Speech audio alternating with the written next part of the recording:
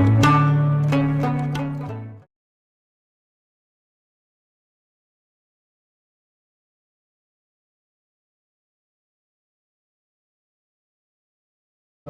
تھے محترم خواجہ صوفی محمد زید چشتی عبداللہ جو حضرت مرزا شاہ محمد فراز نقشبندی عبداللہ کی سوانح عمری اور کرامات کے بارے میں ذکر کر رہے تھے. میں ہمارے اور ایک بزرگ مولانا جناب مولانا صوفی ارشد صاحب چشتی عبداللہ سے درخواست کروں گا کہ وہ یہاں آئے اور اس موقع کی نزاکت سے وہ بھی تقریر فرمائے. مولانا ارشد صاحب.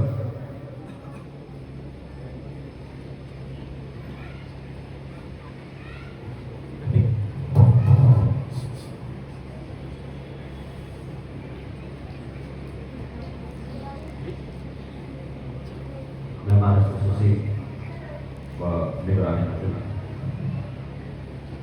پیر طریقت رہبر شریعت حضرت مولانا صوفی شاہ محمد مظفر علی صاحب چشتی عبداللہ سجا نشین و متولی بارگاہ حضرت سیدنا شیخ جہانی عبداللہ علیہ رضوان صدر محفل پیر و مرشد حضور عزیز ملت حضرت صوفی شاہ محمد زبیر صاحب چشتی عبداللہ صدر نشین و متولی بارگاہ صوفی بابا اللہ تعالی حضرت مولانا صوفی عادل چشتی عبداللہ صاحب حضرت مولانا جاوید صوفی جاوید چشتی عبداللہ صاحب حضرت مولانا صوفی تاج چشتی عبداللہ صاحب حضرت مولانا نامت جانشین صوفی محمد زید چشتی عبداللہ صاحب برادر محترم حضرت مولانا صوفی اکثر چشتی عبداللہ صاحب حضرت مولانا معیز قادری صاحب والا مولانا صوفی دوست محمد چشتی عبداللہ صاحب و حاضرین مجلس مولانا زین العابدین صاحب و حاضرین مجلس. السلام علیکم ورحمۃ اللہ تعالی وبرکاتہ. اعوذ باللہ من الشیطان الرجیم. بسم اللہ الرحمن الرحیم. الحمدللہ الحمدللہ رب العالمین. الصلاۃ والسلام علی رسولہ محمد صلی اللہ علیہ وسلم. وقال اللہ تعالی فی القرآن المجید والفرقان الحمید اهدنا الصراط المستقیم. صدق اللہ المولانا العظیم وبلغنا رسوله النبی الامین المختار الکریم ذلک لمن الشاہدین الشاکرین والحمد للہ رب العالمین. وقال اللہ تعالی فی شان حبیبہ الکریم ان اللہ وملائکتہ یصلون علی النبی یا ایھا الذین آمنوا صلوا علیہ وسلموا تسلیما. اللہم صل علی سیدنا شفیعنا نبینا محمد وعلی آلہ محمد وسلم. ایک مرتبہ اور رسول اور آل رسول صلی اللہ علیہ وسلم کی بارگاہ میں کسبرہ میں ہمیں عدد پاک پیش کرے. اللہم صل علی سیدنا شفیعنا نبینا محمد وعلی آلہ محمد وسلم. اپنے عادت کے مطابق میں آپ حضرات سے ایک مرتبہ اور اس دعا کرتا ہوں کہ رسول اور آل رسول صلی اللہ علیہ وسلم کی بارگاہ میں کسبرہ میں ہم ہمیں عدد پاک یہاں سے ایسے پیش کرے کہ وہاں سے جواب آئے کہ ہم نے تمہارا درود قبول کر لیا. ایک مرتبہ آواز بلند قبول کی بارگاہ میں درود پاک کرنا ضرورا. اللہم صل علی سیدنا شفیعنا نبینا محمد وعلی آلہ وسلم. جیسا کہ آپ تمام حضرات اس سبق کو بھی واقف ہے کہ میں نے بھی آپ کے سامنے جس چیز کی تلاوت کی ہے کہ خدا کا کلام قرآن مجید اور آپ اس سے بھی ناشنا نہیں کہ جس معروف آیت کریمہ کی میں نے تلاوت کا شرف حاصل کیا. پروردگار عالم ارشاد فرماتا ہے اہدنا الصراط المستقیم. ایک بندہ مومن ہر روز ہر نماز کی ہر رکعت میں اپنی زبان سے یہ کہتا ہے کہ مولا رب قدیر مجھے سیدھے راستے پر چلا. اس راستے پر چلا جس راستے پہ تمہیں کامیاب رکھنا. میرا ارادہ تو جب جو ہے مجھے حکم دیا گیا کہ میں تقریر کروں تو میرے ذہن و فکر میں یہ بات تھی کہ جو ہے کچھ نسبت کے عنوان پہ بیان کرتے ہیں، لیکن بعد میں پتہ یہ چلا کہ حافظ صاحب اس عنوان پہ بولنے والے ہیں، زین العابدین صاحب، تو جو ہے پھر مجھے اپنی تقریر کو تبدیل کرنا پڑا۔ تو عزیزان گرامی قدر، میں نے جس آیت کریمہ کا انتخاب کیا، خالق کائنات ارشاد فرماتا ہے بندے کی زبان سے ہر روز ہر نماز کی ہر رکعت میں اس کی زبان سے کہلواتا ہے خالق اہدنا الصراط المستقیم، کہ اللہ مجھے سیدھے راستے پر چلا، اس راستے پر چلا جس راستے پہ تو نے کامیابیاں رکھی، اس راستے پہ چلا جس راستے کا تو نے انتخاب کیا، اس راستے پہ چلا جس راستے کو تو نے پسند کیا، اپنے بارگاہ کے مقربین کے لیے تو نے جس راستے کو پسند کیا ہے اس راستے پہ مجھے چلا۔ تو آواز آئی کہ کون سے راستے کا انتخاب کرتا، تو بندہ پریشان ہو گیا کہ کس راستے پہ چلا، دعا تو کر رہا ہوں کہ راستہ صحیح مل جائے، لیکن بندہ پریشان ہو گیا۔ تو قرآن پڑھا کا جواب دیتا ہے انعم اللہ علیہم من النبیین من الصدیقین والشہداء والصالحین۔ قرآن کہتا ہے کہ اس راستے پہ جس راستے پہ اللہ نے انعام دیا، تو کون سا راستہ؟ تو قرآن فرماتا ہے وہی راستہ جس راستے کا اللہ نے انتخاب کیا، یہ وہی راستہ ہے، انبیاء کا راستہ ہے، صدیقین کا راستہ ہے، شہداء کا راستہ ہے، صالحین کا راستہ ہے۔ عزیزان گرامی قدر، صالحین کا راستہ کوئی اور راستہ نہیں ہے بلکہ شہداء کا راستہ ہے، شہداء کا راستہ کوئی اور راستہ نہیں ہے، یہ راستہ صدیقین کا راستہ ہے، صدیقین کا راستہ کوئی اور راستہ نہیں بلکہ انبیاء کرام کا راستہ ہے۔ اس میں اللہ نے اس امت کو امت محمدی صلی اللہ علیہ وسلم میں پیدا فرمایا، اور ان کے لیے اللہ نے وہ راستہ دے دیا کہ یہ جس راستے پہ چلیں گے وہ راستہ ایک اور نبی تک پہنچا دے گا۔ یہ جن کسی کی بھی پیروی کرے گی یہ راستہ ایک اور سیدھا نبی کی بارگاہ تک پہنچائے گا، اور نبی کی بارگاہ جب پہنچ جائیں گے تو پھر یہ وہ راستہ ہے جس کا اللہ نے انتخاب کیا کہ یہی وہ کامیابی کا راستہ ہے، یہی کامیابی اور کامیابی والا راستہ ہے۔ عزیزان گرامی قدر، آج کے اس مبارک دن میں جہاں پہ ہم جو ہے دو بڑے ہستیوں کا جو ہے عرس مقدس منا رہے ہیں، سلسلہ ابو العالیہ کی دو بڑی ہستیوں کا جہاں پہ ہم عرس مقدس منا رہے ہیں، تو میرا یہ سوال ہے کہ یہ دو شخصیتیں رہتی دنیا تک کے لیے مشہور اور معروف ہو گئی، تو پھر یہ کیسے مشہور اور معروف ہو گئی؟ تو انہوں نے اپنی ذات کو خالق کی ذات کے لیے فنا کر دیا، انہوں نے اپنی ذات کو اللہ کی ذات کے لیے فنا کر دیا، انہوں نے جو ہے شریعت کی پابندی کی، طریقت کا انتخاب کیا، راستہ اختیار کیا۔ یہ وہی راستہ ہے جو کامیابی کی طرف لے گیا۔ اللہ نے ان کے نام کو جو قیامت تک کے لیے باقی رکھ دیا، اللہ نے ان کو اپنا مقرب بنا دیا۔ چنانچہ مجھے وہ حدیث کریمہ یاد آتی ہے، میرے خالق کائنات جو ہے حضرت جبرائیل امین کو طلب کرنا، خالق کائنات حضرت جبرائیل امین کو طلب فرماتا ہے۔ اس کے بعد میں اللہ ارشاد فرماتا ہے کہ اے جبرائیل، میں فلاں بندے سے محبت کرتا ہوں، تو بھی محبت کر۔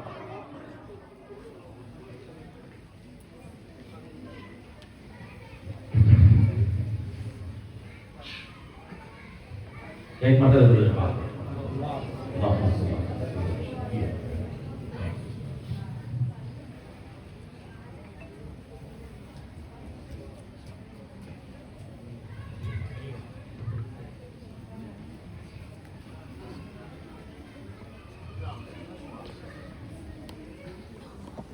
پڑے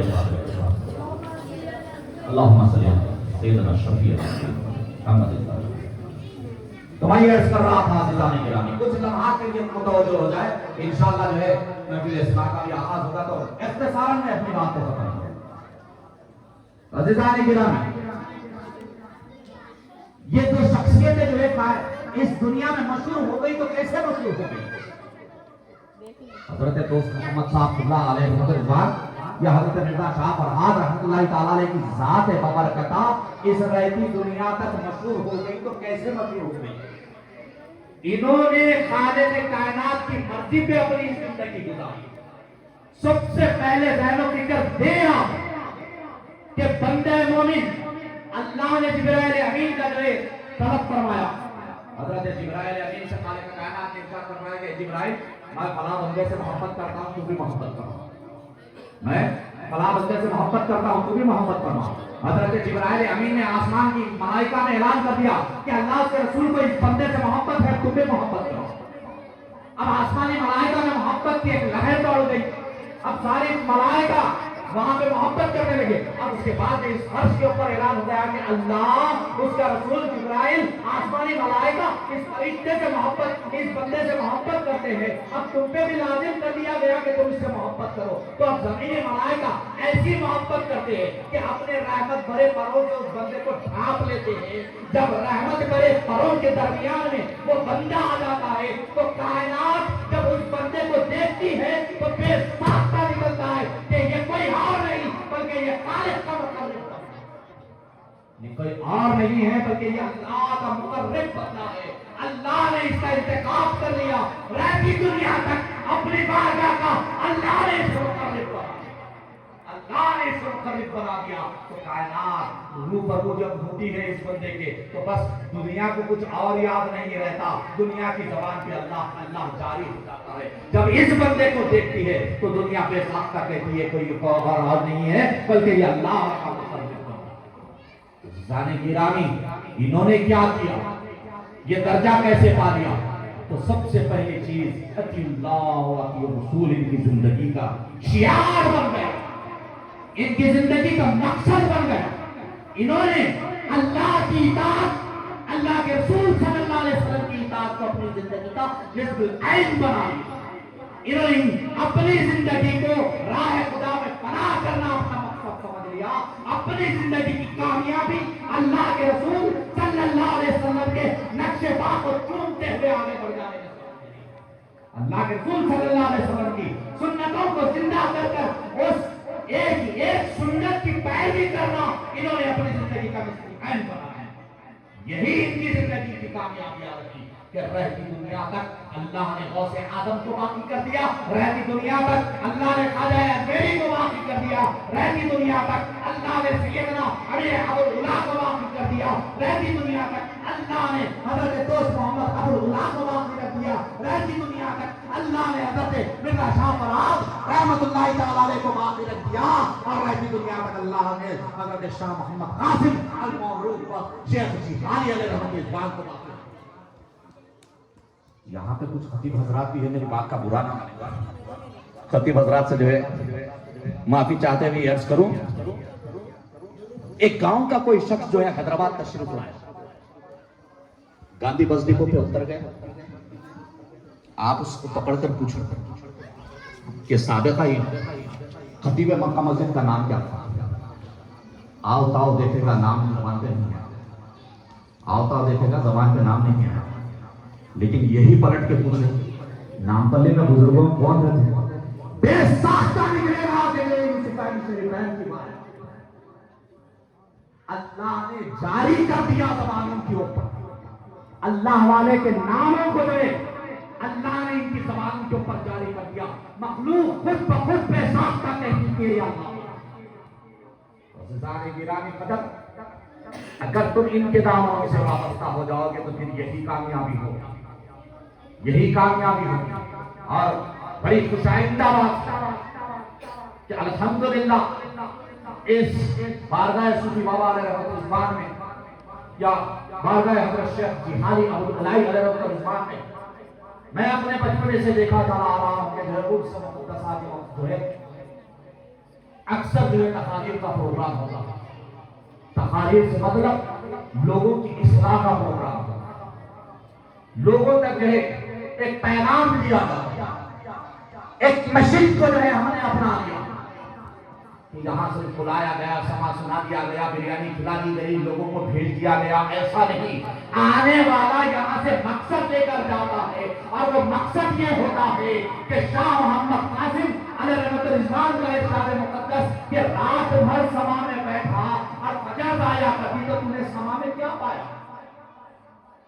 میرے قاسم پیر کا ارشاد مقدس کہ رات بھر تم نے سما میں گزار دی، رات بھر تم نے سما میں گزار دی اور فجر آیا، کبھی تو تم نے سما میں کیا پایا؟ اور یہی درس ان بارگاہوں سے مل رہا ہے کہ یہاں समा के लिए मुंतखब बुलाया नहीं गया है, या यहाँ पर सिर्फ जो है बिरयानी खाने के लिए बुलाया नहीं गया है। यहाँ पे आपको वो तालीम दी जा रही है जहां पे बंदे को रब से जोड़ा जा रहा है।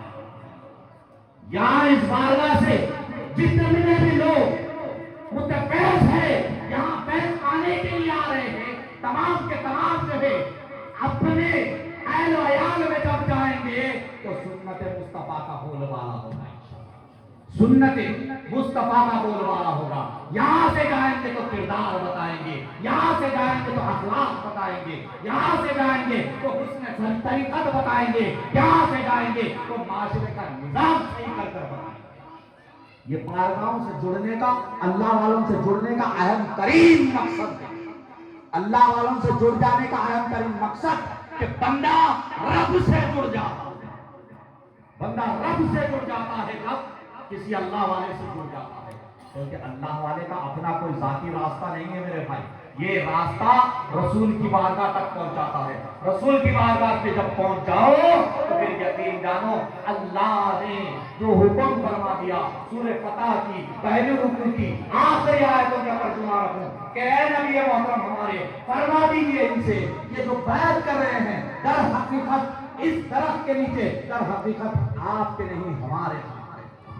अल्लाह ने फरमाया यदुल्लाही फौका ऐदिहिम, अल्लाह ने फरमाया यदुल्लाह, ये आपका नहीं अल्लाह का हाथ है। तो ये जो बैत भी है, ये जो बैत है, ये बंदे की, बंदे से नहीं बल्कि बंदे की रब से बैत हो रही है। ये बंदे की बैत रब से हो रही है।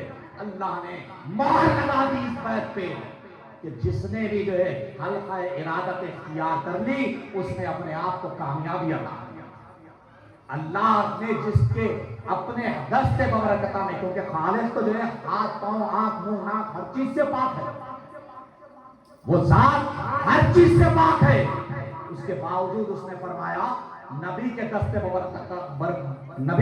बबरकता को अपना दस्ते मुबारक यदुल्लाह कहकर अल्लाह ने मोहर लगवा दी, मोहर लगाकर बता दिया कि जिसने भी इस दामन से वाबस्तगी इख्तियार कर ली उसने कामयाबी पाई। जाने गिरामी खाली मोमिन जो है उससे ज्यादा मुरीद मोमिन की अहमियत ज्यादा है, क्योंकि हुजूर पाक अलैहिस्सलातु तस्लीम ने इरशाद फरमाया कि जिसने बैत तोड़ दी वो जो है राह हिदायत से गुमराह हो गया, जिसने बैत छोड़ दी उसने राह हिदायत से गुमराही इख्तियार। तो अल्लाह के रसूल सल्लल्लाहु अलैहि वसल्लम का इरशाद है कि बैत करना है, और हुजूर के दस्तक बरकता पे उस वक्त 1400 सहाबा ने बैत की थी। बैत का सिलसिला कहीं और से नहीं, हुजूर की बात यही चला आया। मौला मुश्किल कुशा से, इमामों से, गौसे आदम से, करीम नवाज से, सैयदना से, कासिम पीर से, सूफी बाबा से, इन बुजुर्गों के दस्तक बरकता से आप हम तमाम के तमाम जो है फैसला, इन बुजुर्गों के दस्तक बरकता से आप हम तमाम के तमाम फैसला रहे, और इंशाअल्लाह अल्लाह उन बुजुर्गों की जो है उम्र दराज फरमाए और हमारी जिंदगियों तक इनका साया हमारी जिंदगियों के ऊपर कायम फरमाए। अल्लाह कायम फरमाए। यकीन जानिए अज़ीज़ान गिरामी, ये वही माशरे की इस्लाह का बेड़ा है जो इन बुजुर्गों ने उठाया। चाहते यही है कि जो यहाँ पे लोग आए तो हिदायत का रास्ता पाए, कामयाबी का रास्ता पाए, सलाह का रास्ता पाए, और यही वो रास्ता है जो आपको हय्या अला सलाह और हय्या अला फलाह की तरफ ले जाएगा। ये सलाह की तरफ ले जाएगा, कामयाबी की तरफ ले जाएगा। अल्लाह उसके रसूल के रास्ते पे डालेगा और दुनिया भी आपकी कामयाब करेगा और इंशाअल्लाह आपकी आखिरत भी कामयाब करेगा। वमा अलैना इल्लल बलागुल मुबीन। व आखिरु दावाहुम अनिल हम्दुलिल्लाहि।